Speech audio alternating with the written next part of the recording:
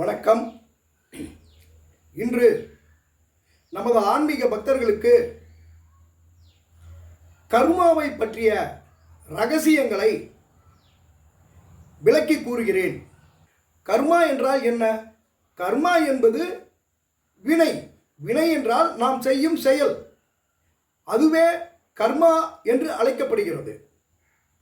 அந்த கர்மா நல்வினையாகவும் இருக்கலாம், தீவினையாகவும் இருக்கலாம். அதற்கேற்ற பயன் கிடைக்கும். சரி, கர்மா எதன் மூலம் உருவாகிறது? அதற்கு அடிப்படை காரணம் என்ன என்பதை முதலில் ஆராய்வோம். இந்த ஆன்மா ஆணவ மலத்தால் மறைக்கப்பட்டு அறியாமையில் இருக்கிறது. பிறகு அது மாயையுடன் சேர்ந்து சிறு மயக்க அறிவை பெறுகிறது. மாயா உலக பொருளான இந்த உடலும் 36 தத்துவங்களும் இந்த ஆன்மா செயல்பட துணை நிற்கிறது. மாயையுடன் கூடிய காரணத்தினால் மாயா பொருள்களின் மேல் அதற்கு ஒரு ஆசை ஏற்படுகிறது. எனவே இந்த மாயா பொருளை நுகருகிறது. இந்த நுகரும் பொழுது ஏற்படும் அந்த செயல்தான் வினை என்று அழைக்கப்படுகிறது. இதுவே இந்த உயிரானது வினையை நிகழ்த்துவதற்கு அடிப்படை காரணமாக ஆணவமே முன்னிலைப்படுத்தப்படுகிறது. எனவே ஒரு உயிரின் பிறப்புக்கு காரணமாக அமைவது அடிப்படையான கர்மாவே. அதை செய்ய தூண்டுவது ஆணவ மலமே. எனவே ஆணவமே உயிர்களின் பிறப்புக்கு காரணமாக அமைகிறது. சரி, கர்மாவில் எத்தனை வகைகள் உள்ளன? கர்மா 1 ஆகாமியம், விரும்பி செய்யப்படுவது என்று இதற்கு பொருள். இது தூள நிலையில் செயல்படுவதால் இதற்கு தூள கண்மம் என்று பெயரும் உண்டு. நிகழ்நிலையில் செய்யப்படுவதால் நிகழ்நிலை கர்மா என்றும் இதை அழைப்பார்கள். நாம் விருப்பப்படி செய்யும் ஒவ்வொரு செயலும் கர்மாவாக பதிவேற்றப்படுகிறது. இந்த கர்மா இரு வகைப்படும். ஒன்று நல்வினை, இன்னொன்று தீவினை. இதையே அசுப கர்மா, சுபகர்மா என்றும் கூறுவார்கள். சுபகர்மா என்றால் என்ன? சாஸ்திரங்களில் விதிக்கப்பட்ட சட்டத்திட்டத்திற்கு உட்பட்டு தர்மப்படி செய்யப்படக்கூடிய கர்மா சுபகர்மா என்று அழைக்கப்படுகிறது. இது நல்வினை என்றும் கூறுவார்கள். சாஸ்திரத்திற்கு ஒவ்வாத, அதில் சொல்லப்படாத காம, குரோத, லோப, ஆசக்தி இவற்றால் தூண்டப்பட்டு செய்யப்படக்கூடிய கர்மா அசுப கர்மாவாகும். இந்த அசுப கர்மா அசுப பலனையே தரும். சாஸ்திரங்களில் விதிக்கப்பட்ட கடமைப்படியே செய்யப்படுவது சுபகர்மா. எனவே சாஸ்திரங்களை நாம் அறிந்திருந்தால்தான் நாம் செய்யும் கர்மா சுபமா அசுபமா என்று நமக்கே தெரியும். இன்று யாரும் சாஸ்திரத்தை விரும்பி படிப்பதில்லை, அதன் வழியே நடப்பதும் இல்லை. இந்த மானிட பிறவியில் மனிதர்கள் இந்த கலிகாலத்தில் இயந்திரத்தனமாக தன் உடல் சுகத்திற்கு மட்டுமே ஓடி ஆடி வேலை செய்கிறார்கள். இவர்கள் சாஸ்திரம் காட்டியபடி எந்த செயலையும் செய்வதில்லை. இன்னும் ஒரு படி மேலே போனால் கர்மாவா? அப்படி என்றால் என்ன? அது என்னை என்ன செய்துவிடும்? அடுத்த பிறவில் தானே எனக்கு தண்டனை கிடைக்கும், பார்த்து கொள்ளலாம் என்று சொல்பவர்களை நான் பார்த்திருக்கிறேன், கேள்விப்பட்டிருக்கிறேன்.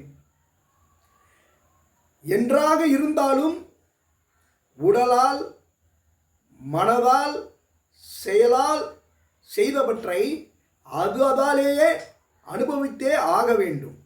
ஒவ்வொரு செயலுக்கும் ஒரு எதிர்வினை உண்டு என்பதை அனைவரும் புரிந்து கொள்ள வேண்டும். நம் வாழும் நாட்டிலே ஒரு சட்டத்திற்கு உட்பட்டு நாம் எல்லாம் வாழ்கிறோம். அந்த சட்டத்தை மீறும் பொழுது சட்டப்படி நமக்கு தண்டனை கிடைக்கிறது அல்லவா?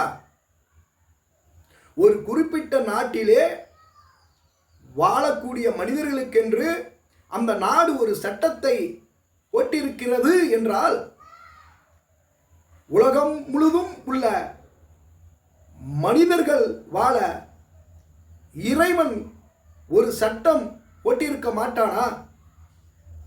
அதுவே சாஸ்திரங்களில் சொல்லப்பட்ட சட்ட திட்டங்கள், தர்ம நாயங்கள் போன்றவையாகும். இதை மனதில் வைத்துக்கொண்டு ஒருவர் செய்யும் செயலே அவரை சுபகர்மாவைக்கு அழைத்துச் செல்லும். பாவமற்ற நிலையை அவர் அடைவார். இதில் நம்பிக்கை இருக்க வேண்டும். சரி, அப்படியே நம்பவில்லை என்றாலும் கூட இந்த சட்டத்திட்டங்கள் அந்த மனிதனை கீழ்நிலைப்படுத்துவது இல்லையே. வந்தால் மேல்நிலைப்பட போகிறார்கள், வராவிட்டால் அவர்கள் புத்திக்கு தகுந்தபடி நடக்கப் போகிறது. இதில் சாஸ்திரத்தில் நம்பிக்கை இருப்பதும் இல்லாததும் அவரவர் விருப்பப்படித்தான். இறைவன் தான் படைத்த இந்த மனிதனை நெறிப்படுத்துவதற்காகத்தான் சாஸ்திர சட்டத்திட்டங்களை உருவாக்கியுள்ளார். அதை பயன்படுத்தி அதன்படி நடக்காத போது அசுப கர்மாவாக மாறி சூட்சும நிலையில் நின்று அடுத்த பிறவியில் அவருக்கு பலனை கொடுக்க சூழ்நிலையை உருவாக்கி தருகிறது. இதைத்தான் தன்வினை தன்னை சுடும் என்று சொன்னார்கள். இந்த புலப்படும் நிலை கர்ம பயன்கள் அதிர்ஷ்டம் மற்றும் துரதிர்ஷ்டம் என்ற அம்சத்தில் நமக்கு பலனை கொடுக்க வருகிறது. அடுத்து சஞ்சிதம். சஞ்சிதம் என்றால் நன்கு பெறப்பட்டது என்று பொருள். முன்பு செய்த தூளநிலை செயல்கள் ஒன்று சேர்ந்து ஒரு தொகுப்பாகி சூட்சும நிலையில் சேர்த்து வைக்கப்படுகிறது. இதற்கு பெயர் சஞ்சித கர்மா. சென்ற அநேக மனித பிறவிகளில் மற்றும் இதுவரை செய்த செயல்களின் தொகுப்பு சஞ்சிதம் எனப்படும். தூள நிலையில் செய்த இந்த செயல்கள் சூட்சும வடிவில் நிலைத்து நிற்கிறது. பயனை கொடுக்க முனைப்பு நிலையில் இந்த சஞ்சிதம் உள்ளது. நாம் செய்கின்ற அசுப கர்மத்தின் பயன் ஒரு மலை போல் வளரும். சுபகர்மத்தின் பலனும் ஒரு மலை போல் வளரும். இரண்டும் இரண்டு பக்கமாக இருக்கும். சிலர் நினைக்கிறார்கள் நயவஞ்சகத்தனமாகவோ உலகில் குற்றங்கள் புரிந்தோ பல பாவ செயல்களை செய்து பொருள் ஈட்டிவிட்டு அதன் பின் அந்த பொருளிலிருந்து சிறிது எடுத்து சில தான தர்ம காரியங்களை செய்கிறார்கள். அப்படி செய்வதால் பாவம் என்ற மலை குறைந்து மடுவாகிவிடும் என்ற தவறான கணக்கை போட்டுக்கொண்டு இன்று பலர் உள்ளனர். பாவம் செய்தால் பாவக்கணக்கில் வரவு வைக்கப்படும், புண்ணியம் செய்தால் புண்ணிய கணக்கில் வரவு வைக்கப்படும். ஒன்றை ஒன்று குறைக்காது அதிகமும் படுத்தாது என்பதை நாம் உணர வேண்டும். இதனால்தான் சித்தர்களும் ரிஷிகளும் பாவமும் புண்ணியமும் அற்ற செயல்களை செய்கிறார்கள். அப்படி புண்ணிய செயல்களை செய்தால் பிறப்பு கிடைத்துவிடும், புண்ணியத்திற்கான பிறப்பு கிடைத்துவிடும் என்று அதை ஈஸ்வரார்ப்பணம் அல்லது கிருஷ்ணார்ப்பணம் செய்து விடுகிறார்கள். பற்றற்ற நிலையில் செய்யும் அந்த கர்மா பலன் கொடுப்பதில்லை. எப்படி வறுமற்ற தானியம் முளைக்காதோ அதுபோல் பற்றற்ற நிலையில் செய்யும் அந்த கர்மா சித்தர்களுக்கும் ஞானிகளுக்கும் முளைப்பை தருவதில்லை.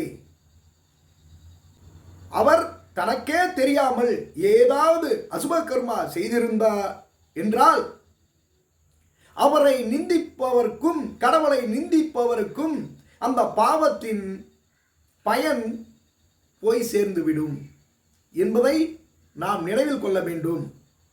கர்ம பயனை அனுபவித்தால் மட்டும்தான் தீரும்.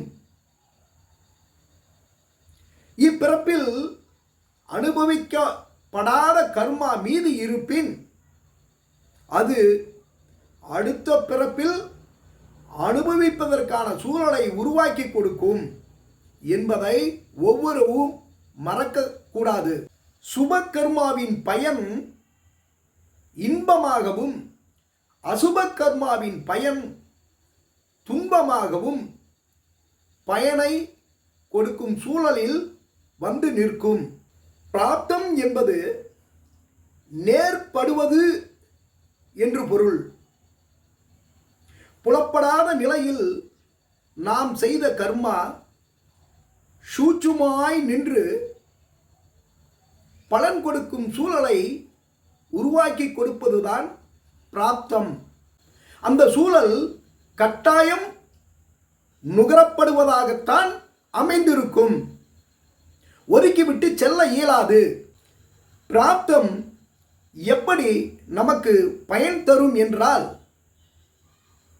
சாதகமான சூழ்நிலை, சாதகமற்ற சூழ்நிலை மற்றும் சாதகம் சாதகமற்ற என்று இரண்டும் கலந்த சூழ்நிலையில் வந்து நிற்கும். இப்பொழுது அதற்கு ஒரு உதாரணம். இந்த சூழல் நம் விருப்பப்படியும் அமையும், நம் விரும்பாதபடியும் அமையும், அல்லது விரும்பியும் விரும்பாதவாறும் அமையும். விருப்பப்படி என்பதற்கு ஒரு உதாரணம். நமக்கு அரசு உத்தியோகம் வேண்டும் என்று ஒரு ஆசை இருக்கிறது. அதனால் டிஎன்பிஎஸ்சி பரீட்சை எழுதுகிறோம், அதில் தேர்ச்சி பெறுகிறோம். இதன் காரணமாக நமக்கு அரசு துறையில் வேலை கிடைக்கிறது. இது நம் விருப்பப்படி சூழல் ஒத்துப்போய் அமைகிறது. இப்பொழுது விருப்பம் இல்லாமைக்கு ஒரு உதாரணம். திடீரென்று நோய் வந்து நம்மை பற்றி கொள்கிறது. நாம் விரும்பியபடியா அந்த நோய் வந்தது இல்லையே. அதேபோல் திடீரென்று ஒரு விபத்தில் சிக்கிக்கொள்கிறோம், அதுவும் நாம் விரும்பியதல்ல. இப்படி சூழல் இதை நுகர்வதற்காகவே உருவாக்கி தரும். விருப்பமற்ற விருப்பமும் கூட கலந்த நிலை. ஒருவருக்கு வயது 40 ஆகிவிட்டது, திருமணம் செய்தாக வேண்டும், ஆனால் பெண் கிடைக்கவில்லை. ஒரு நாள் அவருக்கு பெண் கிடைக்கிறது. எப்படி என்றால் அவர் ஏற்கனவே திருமணமானவர். இரண்டாம் தாரமாக அவருக்கு பெண் அமைகிறது. வேறு வழி இல்லாமல் அவர் அப்பெண்ணை திருமணம் செய்து கொள்கிறார். இது அவரை பொறுத்தவரை விருப்பமும் கூட விருப்பம் இல்லாமையும் கூட கலந்த நிலையாகவே அது அமைகிறது. இவ்வாறு செய்த கர்மா ஒருவரை பின்தொடர்ந்து கொண்டேதான் இருக்கும். எப்படி ஒரு துப்பாக்கியிலிருந்து ஒரு புல்லட் முன்னேறி செல்கிறதோ அந்த விசையின் காரணமாக அந்த துப்பாக்கியின் விசை பின்பக்கம் செயல்படும். அதைப்போல்தான் நாம் செய்கின்ற கர்மாவும். முன்னர் செய்த வினை பின்னர் நம்மை வந்து சேர்ந்தே ஆக வேண்டும். அதுவே நம் பிறவிக்கு காரணமாகவும் அமைகிறது. எனவே கர்மங்களை பொறுத்தவரை சாஸ்திரங்களில் சொல்லப்பட்ட நியதிப்படி பற்றற்ற நிலையில் செய்வதாலே அக்கர்மா சுபமாக அமையும்.